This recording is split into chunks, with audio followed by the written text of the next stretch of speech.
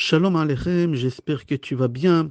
On va faire un petit quiz ensemble pour la fête des Shavuot. Et comme ça, Be'ezrat Hashem, tu auras des petits chidushim à dire à table Shabbat et la fête qu'elle se suit Shavuot. La première question, pourquoi toujours à l'étranger on lit Parashat Bamidbar la veille de la fête des Shavuot? Deuxième question, si tu prends chaque premier pasuk de chaque chumash, il y a 5 chumashim, total, combien de lettres tu vas trouver? Je répète, tu prends Chumash Bereshit, le premier pasuk, combien de lettres? Chumash Shemot, le premier pasuk, combien de lettres? Tu additionnes les 5 Chumashim, total, combien de lettres il y a et pourquoi? Troisième question. Il y a un démon qui s'appelle Taboach, comme ça c'est rapporté dans Gemara Chagiga, et aussi dans le Rama, Shulchan Aruch, Siman Taf Samech Chet, Seif Vav. Qu'est-ce qui fait ces démons-là pendant la fête des Shavuot? Quatrième question. Pourquoi quand on fait les Birkot à Torah, on dit Asher Bachar Banu? Merci Hachem que tu nous as choisis parmi les nations. C'est faux. C'était pas comme ça. Hachem, il est parti voir toutes les nations. Nation par nation, il leur a dit, vous voulez la Torah? Et chaque nation, il lui a posé la question, Maktivba, qu'est-ce qui est marqué là-bas? Ça leur a pas intéressé la Torah. Et Hachem, il n'avait pas le choix. Et il est venu nous voir, il nous a donné la Torah. Ça s'appelle pas choisir. Choisir, c'est que Hachem, il dit à tout le monde, vous, non, mais eux, oui. Et c'était pas comme ça. Cinquième question. Comment le Tehillim 29, il est lié au don de la Torah? Sixième question. En quelle année et en quel mois et à quel jour et à quelle heure et combien de temps ça a duré le don de la Torah? Septième question. D'après le Roche, c'est un commentateur de la Torah, combien de lettres il y a dans les 10 commandements? Son fils, le Baal HaTurim, il contredit. Et il dit un autre chiffre. Et pourquoi?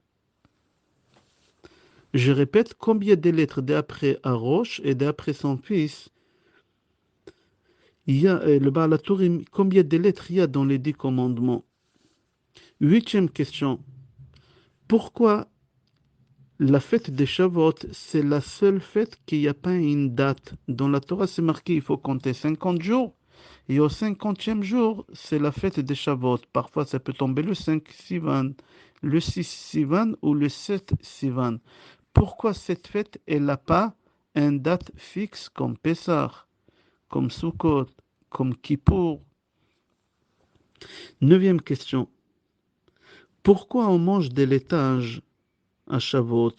J'ouvre une parenthèse. Il n'y a aucune halakha pour la fête des Shavuot.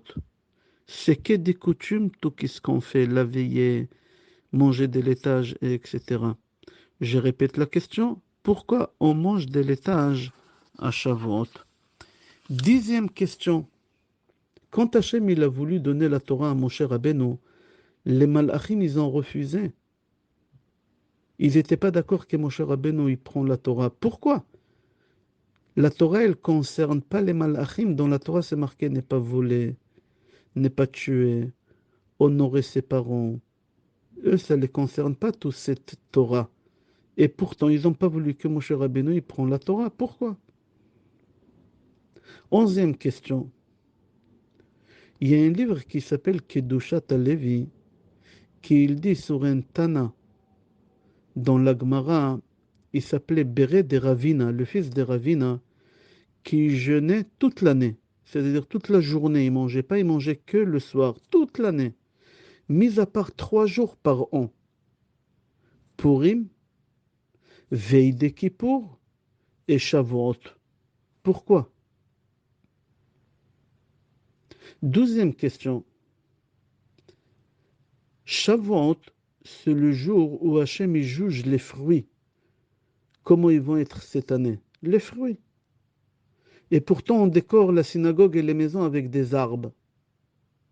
Et à tout Bishvat, Akadosh Baruch Hu, il juge les arbres et on mange des fruits. Pourquoi on fait à l'envers à tout Bishvat et à Shavuot? 13e question.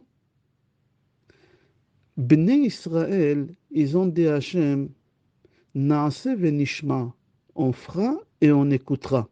C'est-à-dire qu'ils ont accepté la Torah sans problème. Et pourtant, Hachem, il prend le mont Sinaï, et il met sur eux, et il leur dit, si vous acceptez Mutav ve'imlav, sham tiekvuratrem. Si vous acceptez, c'est bien. Sinon, je vous enterre. Comme ça s'est rapporté dans Gemara Shabbat, page 88. La question est, si Bnei Israël, ils ont dit à Hachem, on fera et on écoutera, c'est-à-dire qu'on accepte tout.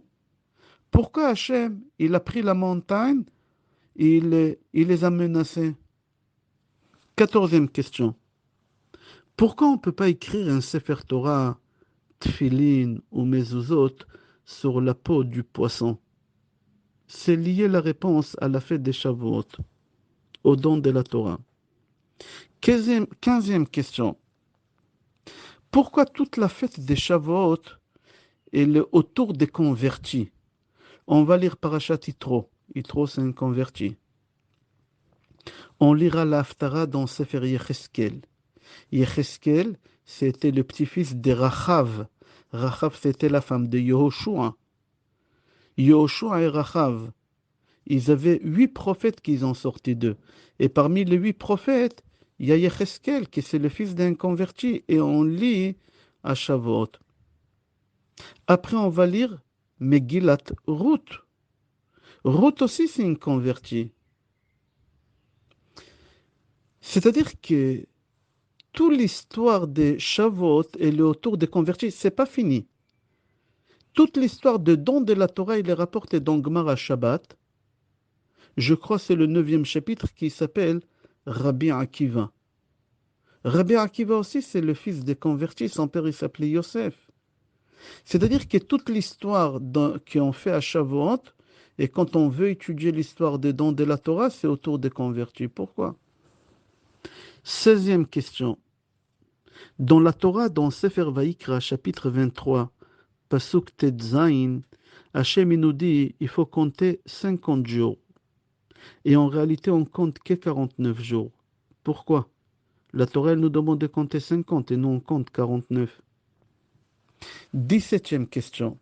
Au moment que Hachem il nous a donné la Torah au mont Sinaï, Hachem il a montré à Moshe Rabbeinu un animal. C'est quoi cet animal? 18e question et la dernière question. Pourquoi on fête la fête des Shavuot? Parce que c'est le don de la Torah. Quelle Torah on a reçu? On n'a rien reçu le jour de Shavuot.